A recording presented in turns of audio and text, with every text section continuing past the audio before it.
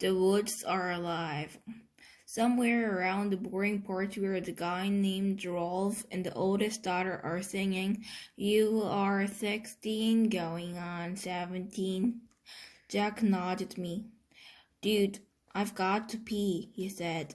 We both got up and kind of hopscotched over the kids who were sitting or lying down on the sleeping bags.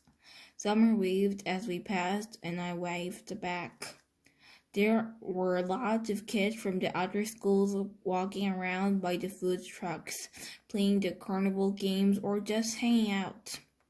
Of course, there was a huge line for the toilets. "Forget this. I'll just find a tree," said Jack. "That screws, Jack. Let's just wait," I answered. But he headed off to the row of trees at the edge of the field, which was passed by orange cones that we were respectfully told not to go past. And of course I followed him. And of course we didn't have our flashlights because we forgot to bring them.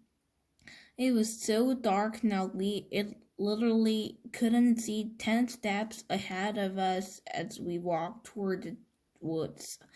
Luckily, the movie gave off some light, so when we saw the flashlight coming toward us out of the woods, we knew immediately that it was Henry, Miles, and Amos. I guess they hadn't wanted to wait online to use their toilets either.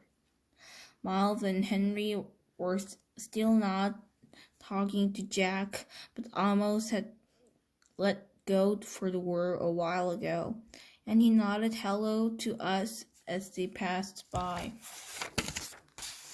"Be careful of bears," shouted Henry, and he and Miles laughed as they walked away. Amos shook his head like, "Don't pay attention to them." Jack and I walked a little farther until we were just inside the woods. Then Jack hunted around for the perfect tree and finally did his business, though it felt like he was taking forever. The woods are loud with strange sounds and chirps and croaks, like a wall of noise coming out of the trees. Then we started hearing loud snaps not far from us, almost like cap gun pops that definitely weren't insect noises, and far away, like in another world, we can hear raindrops and roses and whiskers on kittens. "Oh, that's much better," said Jack, jibbing up. "Now I have to pee," I said, which I did on the nearest tree. No way I was going farther in like Jack did. "Do you smell that? Like firecrackers," he said, coming over to me. "Oh yeah, that's what that is," I answered, dipping up. "Weird.